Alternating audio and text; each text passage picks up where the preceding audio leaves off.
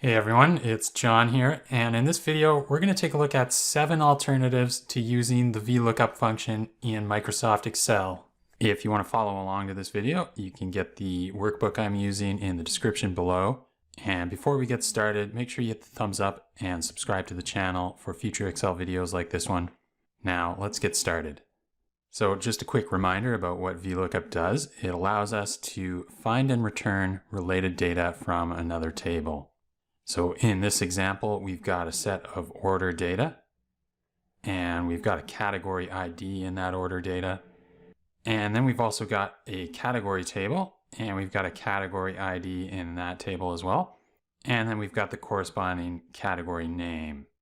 So we can use VLOOKUP to get the category name into our orders data.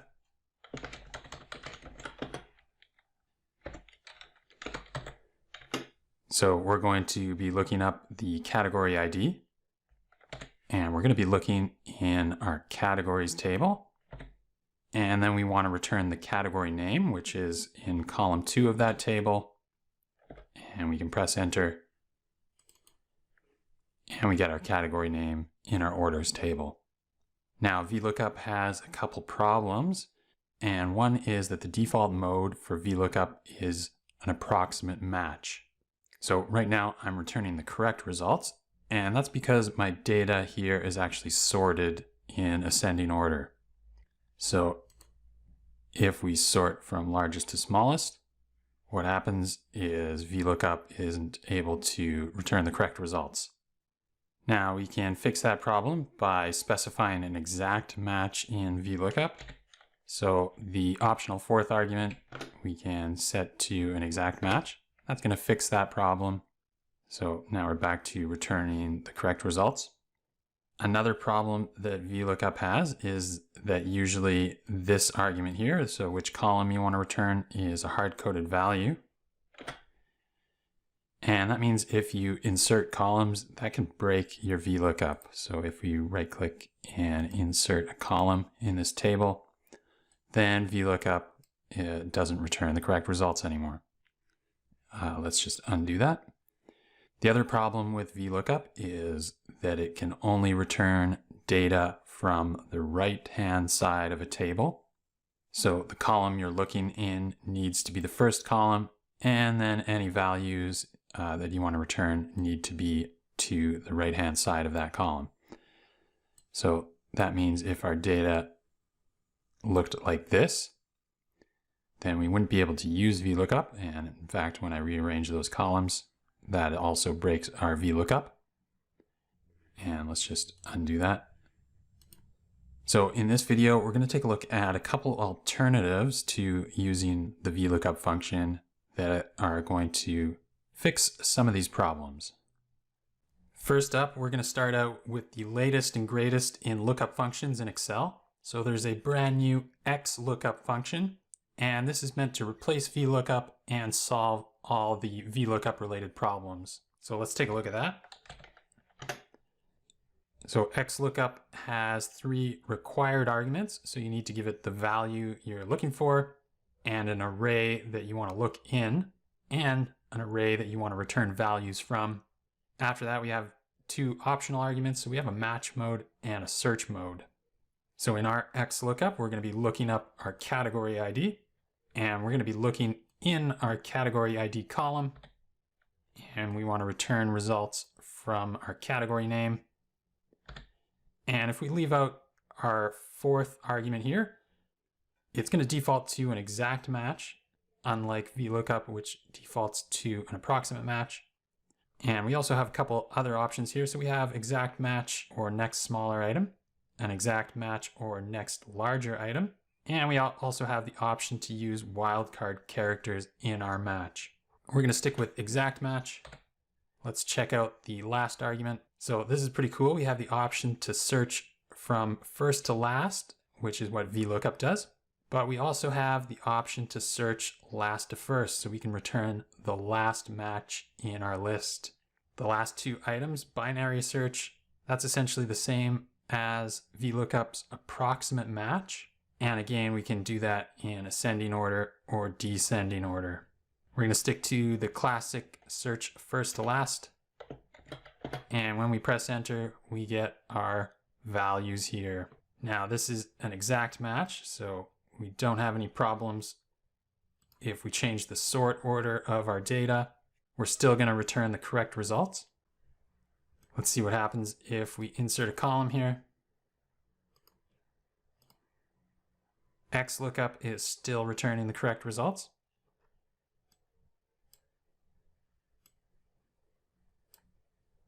And we can have our lookup column to the right of our results column. That's not a problem for XLOOKUP either. Let's just undo those.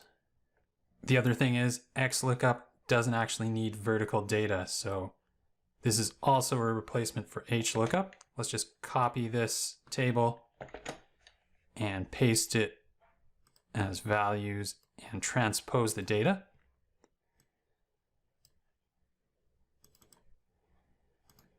So now instead of vertical columns, we have horizontal rows. Let's check that out. Let's look up our category ID again. And this time our lookup array is a horizontal array. And we want to return values from this array here. And this time we're going to stick with the defaults. So I'm just going to close that off. And there we go. Horizontal data, not a problem for XLOOKUP either. So that's XLOOKUP, the latest and greatest lookup function in Excel. The next alternative we're going to take a look at is the LOOKUP function. And the first argument in the lookup function is the value we're looking for. So we're searching for category ID. And the next argument is the lookup vector. So this is going to be the category ID column in our categories table. And the next argument is the results vector. So this is going to be the category name column in our categories table. And if we press enter, you can see that we're getting the correct category names now in our orders table. But unfortunately, the lookup function always is going to be an approximate match. So it's always going to have the problem of sorted data. So if we sort our data from largest to smallest here instead, you can see that the lookup function no longer returns the correct results. Let's just switch that back. But the lookup function does take care of the other problems. So for example, when we insert a column, then our lookup function still works. Let's undo that. And we can also rearrange our columns, and the lookup function is still going to work. So because the lookup function allows us to reference the lookup vector and the results vector separately, we can do things like insert columns or rearrange our data. So here the lookup function is now able to look from right to left and return results. The next alternative we're going to take a look at is using index and match. So the match function is going to allow us to find a match and return its position. And the index function allows us to return a value based on its position. So when you combine the two together, you can find and return data. So we'll be able to find and return our category name from our categories table. Let's just start out with our match function and see how we use that. So the first argument is the lookup value, which we're going to be looking up the category ID. And the next argument is the lookup array. So we want to find that in our category ID column in our categories table. And the last argument is the match type. We want to return an exact match. And when I press enter, what we see is a list of numbers, and these numbers are the position of the match in our categories table. So for example, we have 1 here, and we're looking for 5, and that's because 5 is the first item in our categories table. Here we've got a 3, and that's because we're looking for 24, and 24 is the third item in our categories table. Here we've got a 5, and that's because we're looking for 27. and 27 is the 5th item in our categories table. Now we can use this position with the index function to actually get our categories name data. So what we need to do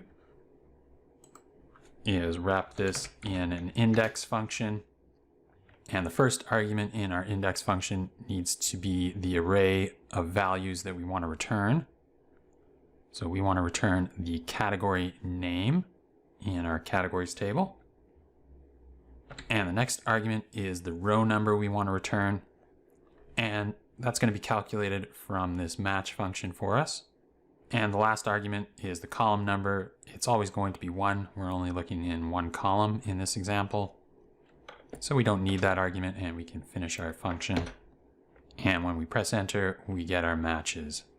Now, when we sort our data, index match is still working. If we insert a column, index match still works again. And if we rearrange our data so that our category name is the first column, index match still working. The next alternative we're going to take a look at is using Power Query. So if you've ever used SQL, you've probably heard of joining tables together. So Power Query has a similar functionality, but they call it merging tables. And we can use that to get our category name into our orders data table. First, we're going to need to load both these tables into Power Query. We can do that in the Data tab by creating a table range query for both of those. And we're just going to close and load this right away. So let's close and load 2. And we're just going to create a connection. We don't need to load that back into the workbook. Let's press OK. That's our first table, and we're going to do the same thing with our second table. Let's close and load this too. And again, let's just only create a connection and press OK. And now you can see in this window pane over here, we've got the categories table and the orders table in Power Query. And now what we can do is go up to the Data tab and get data. And there's options to combine queries. And the one we want is to merge these two queries. This is going to open up our merge menu, and we need to select our first table. So we want to join things to our orders data, and we get a little preview of that data here. And we want to join the categories to that.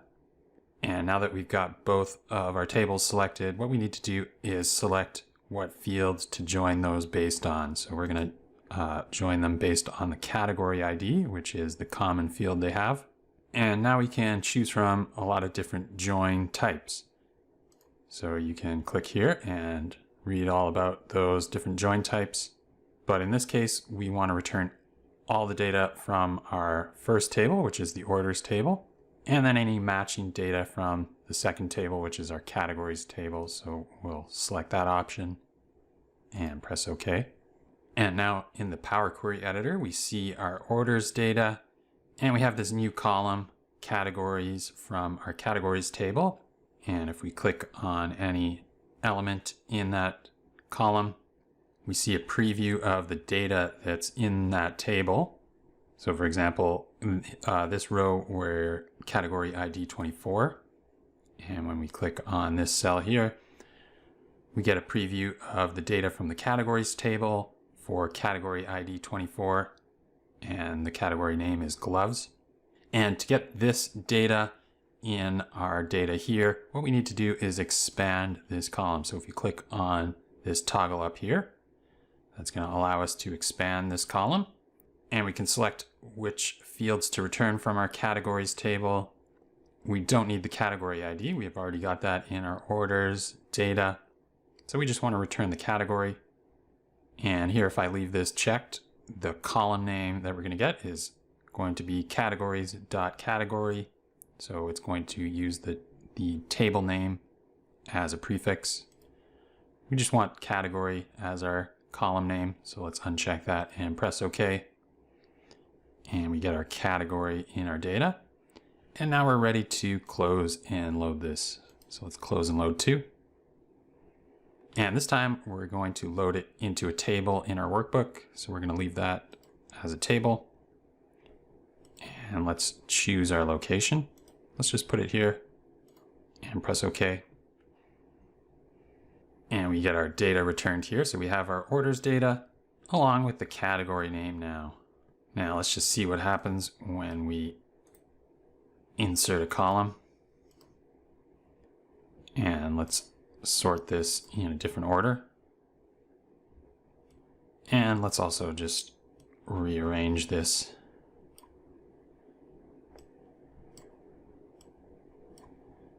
And this data isn't live. What we actually need to do is right click and refresh. And that's going to update our queries based on our new layout of our table here. But that actually doesn't affect the category name here. So we still get the same data. It just is maybe in a different order now. The next alternative we're going to take a look at is the filter function. So this is one of the new dynamic array functions in Excel. And we can use it to do a similar thing to VLOOKUP. So the first argument in our filter function is the array of values that we want to filter. And for us, that's going to be the category name in our categories table. And we're going to filter that based on the category ID in the categories table as well. And we're going to filter whenever that category ID is equal to our category ID from the orders table. And if we press enter, we get our result. So we can see that category ID is mountain bikes. And that's what we have returned here.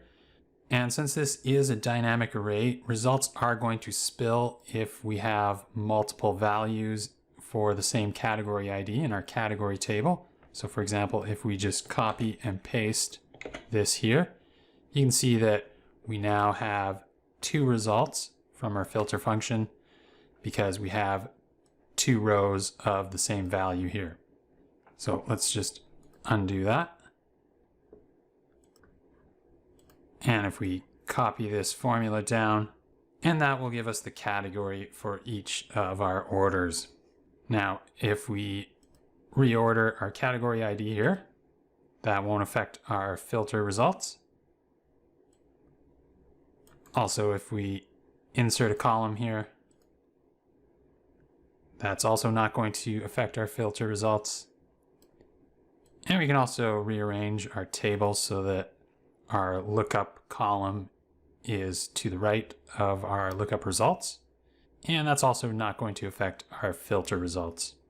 So the only thing with the filter function to look out for is that you need to have a unique set of results here so that your filter function only returns one value and doesn't end up spilling results. The next alternative we're going to take a look at is using the data model and pivot tables. So with this method, we're not going to be able to create a new table that has our orders data and the category in it, but we are going to be able to analyze and summarize our orders data based on the category in the category table. So first we need to create a pivot table with this data. So we can select our data and go up to the Insert tab and create a pivot table. And we've got our orders data selected there. And we're going to put this in the existing worksheet. And the important step here is to add this to the data model. So we're going to check the option to add this data to the data model and press OK. And we're also going to need to add this table to the data model. So we're going to select that and go up to the Insert tab and create a pivot table. And we're just going to put that right next to our other pivot table. And we're also going to add this data to the data model and press OK. And now we only need the one pivot table. So we just added another pivot table to add that data into the data model. We can delete that pivot table now. And when we select our first pivot table, in the pivot table fields window, if we select all, we can see both those tables there. And what we need to do now is create a relationship between our orders and categories table. So up in the Analyze tab, we have a relationships command, and that's going to open up this window that's going to allow us to create a relationship between our two tables. So we can select New, and we're going to relate our orders data based on the category ID. And that's related to our categories table based on the category ID. We can press OK. And we see that new relationship between our tables right here. And we can close this. And now we can go to our orders table, and we could do something like add the total into the values area to summarize that. And we can go up to our categories table and summarize that by the category. So here we've got values from a field in our orders data, so the total column here.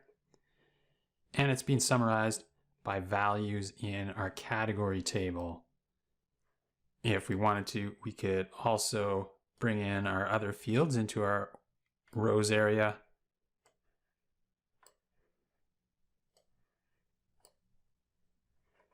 And we could also change the layout of this, so we could go to the Design tab and put it in tabular form. And we could repeat all label items. And we can get rid of those subtotals to clear things up a little bit.